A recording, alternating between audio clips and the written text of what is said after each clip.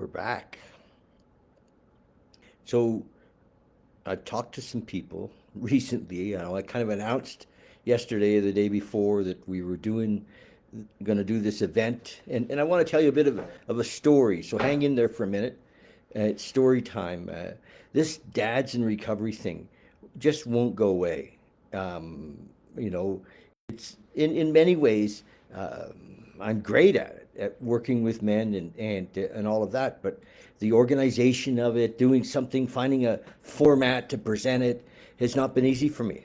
And so I was with a friend the other day, and the whole idea of doing a 1 day event, an intensive, a seminar, and with the idea of shining the light, spending the day shining the light on the practical of being a dad for sure. But I'm not trying to teach men how to be a dad. What I hope to do is lift them into the context of of a loving dad, and that dad is needed, and so that's the deal, and that having a 1 day thing works for me, and I think we'll do it. We may have the possibility of zooming it as well. We'll see, but because there's men getting in touch with me from out of town, we'll see how that goes. But I had a guy actually just talk to me a little while ago, and he said, "Well, you're not a therapist," and I said, "No, I'm not a therapist. No, I'm not." But here I am. I've been a dad in recovery for 44 years.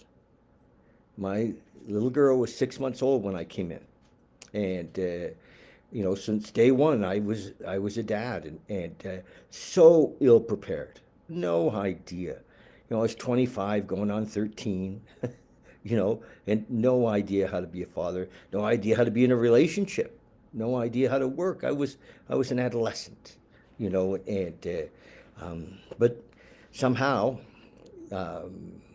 somehow I guess I did a half-assed job, and today two of my kids are sober as well. And one of the things, I've talked to hundreds of men now about this, and one of the biggest fears that we have, because we know that this disease, this alcoholism addiction, seems to be genetic. Well, if it's not genetic, it's environmental. Whatever it is, it doesn't really matter. Many of us come from a long line of addiction and alcoholism, and we're terrified that our kids are going to be there. So, many of us want to be able to support our kids, have communication with our kids, have loving relationships with our kids, that so that if the disease is there in them, that we're able to support them, and so that's been my life, really, as a dad. And did I do a good job? If I were to mark myself on a scale of 1 to 10, I probably would be, I wouldn't give myself, an 8 or a 9. I'd probably give myself a 6 or a 7. You know, I don't know. The mothers of my kids, I don't know what they would give me. But it's a good question. It's a question we're going to ask at that week and that day. Where would you be on that scale? And you know, but we have a tendency to judge ourselves pretty harshly. And I took some notes. I'm always writing about this, and many of us didn't have a role model. We didn't have a great role model. And I'm an older guy, so my dad was, of another generation. He wasn't, he was not a baseball dad. He didn't, take me to things. He didn't, I was in Cubs until I got, a certain age, and then I didn't fit there anymore. But he didn't take me to a lot of things. He wasn't a hockey dad. He didn't get up and drive me to hockey and that kind of stuff. So I didn't have a great role model. He was also, a heavy drinker, at least, and likely an alcoholic. So he struggled, I think, with emotional connection. He struggled with, purpose in life.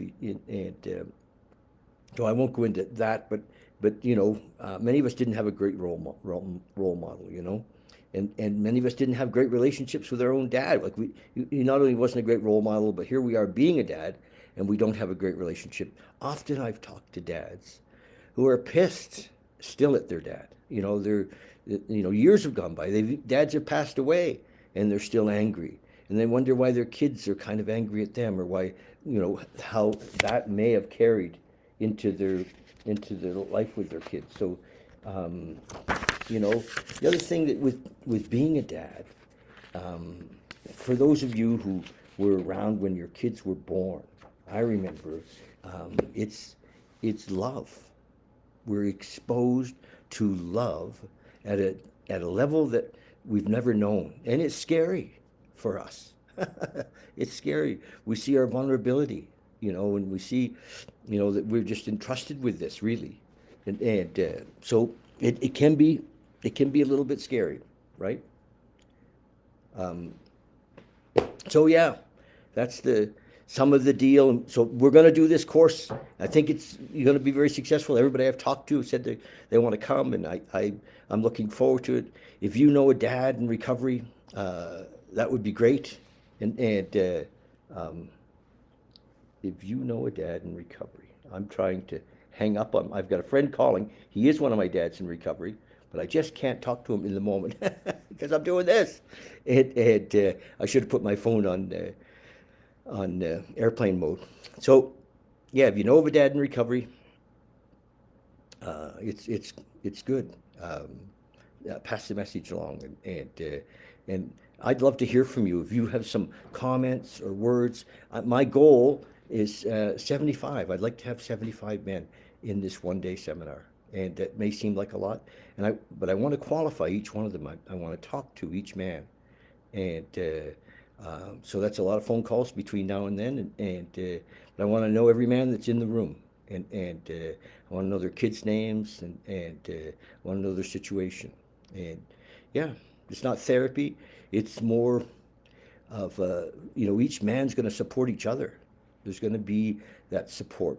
Community is so important, and we're going to see ourselves in a different way. It's not something we talk about a lot because it's this job we think we're supposed to know how to do, and often, I mean, many of us are doing an okay job, but we'd like to get that affirmed. We'd like to, there's no benchmark. So anyway, I ramble, and yeah, I'd love to hear your comments, and get your likes. I'm going to post this on. Hi, Kathy. I'm going to post this on YouTube as well. I love it. You go to the channel and subscribe or share the video, and support in any way you can. I'm kind of, in some ways it scares the shit out of me, to do this, but I can't not do it, and I think it hopefully it'll be helpful. Okay, love you guys so much. Cheers. Bye.